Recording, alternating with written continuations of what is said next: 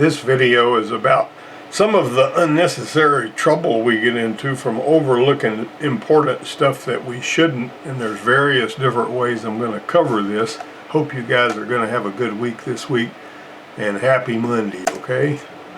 This Fusion came in from she had bought it at the GM dealer, and she was hearing a noise under there, and it was one of those quote-unquote certified GM used cars, but it was a Ford Fusion. She went back and said, "Hey, I'm hearing a noise," and they said, "We don't work on Ford, you'll have to take it somewhere else." So she brought it to us, and lo and behold, this bolt was about to come all the way out. I mean, it was working its way out. I don't know how, who left it loose or whatever. She bought it with it already doing this. And of course this thing's got two control arms on this one. It's got one here and it's got another one back there. So I don't know how much of a problem this would have been, but it could have caused a problem that was significant if the bolt had come all the way out. As it was, she was just hearing clunking and whatnot whenever she would turn. And see, the thing about it is, what does it mean whenever you certify a used car? It seems to me like you should inspect the front end, and just because it wasn't a GM car didn't mean somebody couldn't look under there to see what was going on. They just sort of pushed that one out the door. Anyway, I just thought that was very interesting. Now, I always told my students that if you overlook something safety related that you should have caught during an inspection you were being paid to do, then something really bad and something happens because of something you missed, then insurance companies just love that, and they like to bring litigation against the shop that should have caught something they didn't catch. And so it's really important to check one over real good whenever you're being paid to do an inspection. This center high mount stoplight, for example, makes the car 40% less likely to be rear-ended according to studies by the NTHSA. But what happened is, I told one student, on these Dodge Stratus, the high mount stoplight was not in the windshield, it was on the back of the trunk. And this one student of mine had just finished doing an inspection on that thing, and I said, "Did you check the high mount stoplight?" And he said, "Yeah," and he looked at the back windshield when that's not even where the high mount stoplight was. And he stepped back behind the car, and I mashed the brake, and the high mount stoplight was burned out. And so, it might not seem like a big deal, and it might not ever come back to bite you, but it's a whole lot better to have that high mount stoplight working. And if it's not working, it needs to be working. And that's just one of the things that it's a seemingly insignificant thing that can cause a problem. That's the whole thing. They started putting them on there in 1986, and then in 1994 they moved that type of vans and pickup trucks. It became a standard, a federal requirement. Now, the early Toyota Camry final drive does not use the same oil that the transmission does. It is a separate oil supply that has to be checked. There's a plug back here. You notice it's got two different drain plugs. It's got one drain for the transmission oil pan and another drain for the differential. Learn from this. There was a couple of my students that were driving a Corolla that belonged to one of them, and they were coming, and they called me on cell phone, and they said, "Hey, my transmission just locked up, and we had to slide off the side of the road." And it turned out that this differential had run out of oil because of leaking seals right here where the CV axles go out. And if that seal, it's a little bit of a leak, you won't see it, you won't even think anything about it, especially if you're parking on concrete that's already got oil stains on it. All that oil gets out of there, and then whenever this thing locks up, imagine what happens if you're in traffic in Atlanta going 85 miles an hour among a bunch of other cars, and suddenly the wheels lock up on that thing. I'm telling you, when somebody tells us to inspect their car because they're getting ready to go on a trip, we need to take that seriously, because there's some things you cannot find.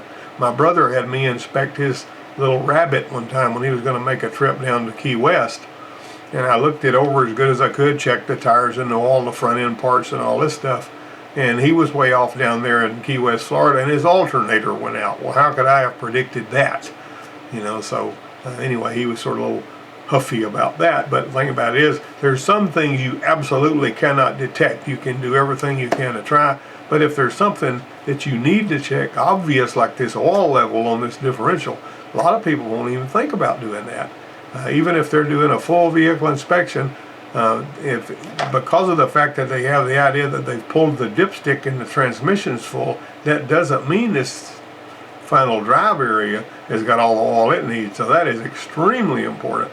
And if you see a leak there, it's like having a leak on a manual transmission. It leaks a little and it leaks a little and it leaks a little. There's no dipstick, there's no warning light, and all of a sudden you're out of oil, and you've already caused yourself a massive problem by not knowing that it was leaking, or knowing there was a leak and ignoring it. That's not a good, it's a bad bet.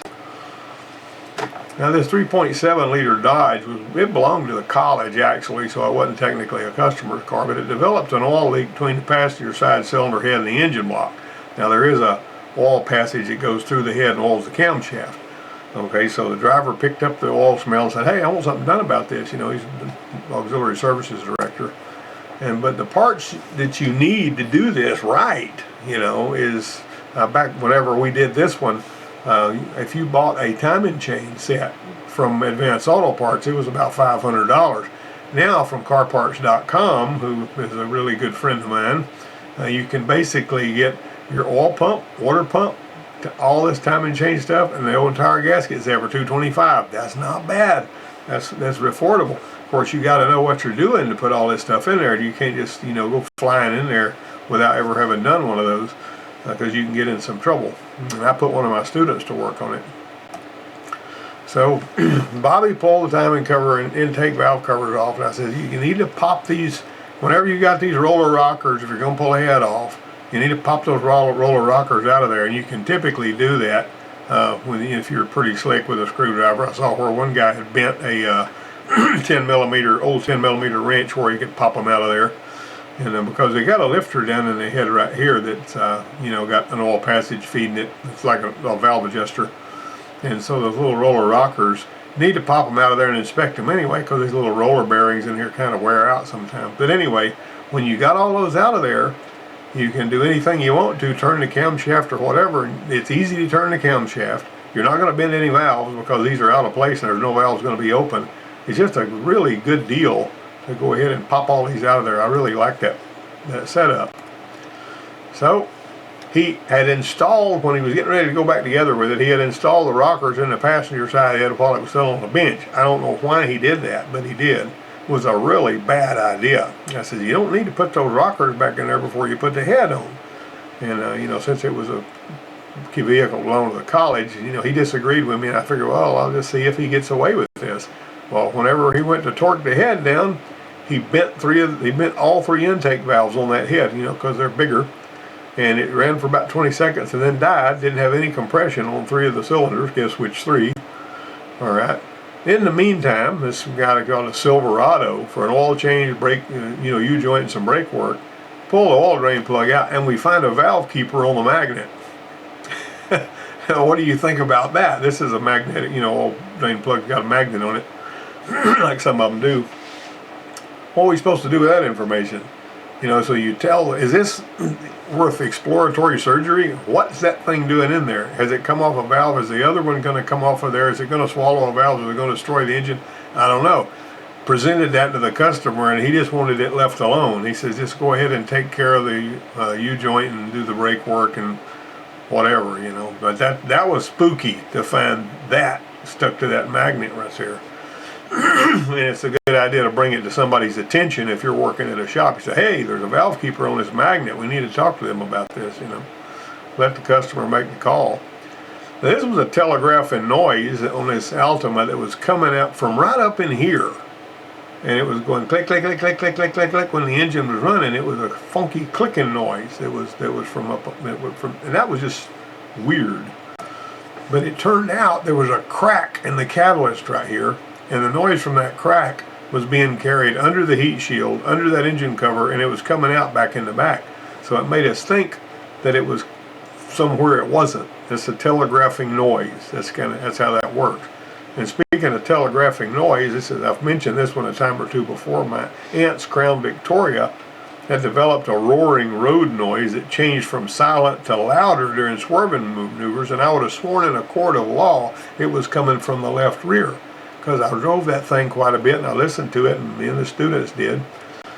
And so we pulled the cover off, pull that axle out. The bearing was perfect. This was pristine. There was nothing, no reason for this to be making noise. Turned out the noise was a left front tire. Brilliant, outstanding performance.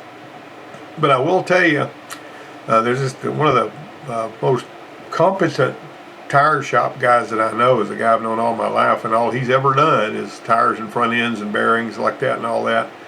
And he said even if he drives one and he swerves it and it seems louder, like it's on the left, he'll replace them both, just because he said sometimes you'll replace the one on the left and it'll be one on the right, and it will throw you for a loop. So anybody and everybody can make a mistake like that on something like that. And spare tires, I was airing up the spare tires on the 3 vehicles we have. We got 2 pickups and my Explorer, and the spare tire on this one, look at that, 36th week of 2005 is when it was made. Look at all those cracks. Imagine yourself on a 500-mile trip and you have a flat and you have to put this spare on the ground. How far are you going to drive before this thing blows out? That's just a bad bet to drive with a spare like that. So I went and bought this new tire from Road Mart, and they gave me a really $89 for a tire. Sounds incredibly, not. But I says, this tire never saw the ground, and this one probably never will see the ground either. And so I just need a new tire to go under there. You can put a used tire under there, but how much longer is it going to be till it expires? This one here was 19 years old. That was ridiculous. And that's something that most people don't even think about, checking the spare. Adam, the first guy that ever graduated from automotive back in 2001, he said that, whenever he was working on one, doing an inspection, and if you do an oil change or whatever, he would always, if he could get to it, he would check the air in the spare tire. And about 6 times out of 10, the spare tire is either really low on air or it's flat. And that's even if you've got a donut spare. So that spare needs to be checked. You're overlooking something really important. All right, now back to the Dodge. Bobby got the head off, and he went to find he had bent 3 intake valves. So we lapped in the new valves, checked the seats with Prussian blue. He put the head back on with another new gasket, got the timing chains all back in there and all that. And of course the timing chains came with those little oil-driven tensioners, the oil pressure pushes on them tensioners. Now watch this.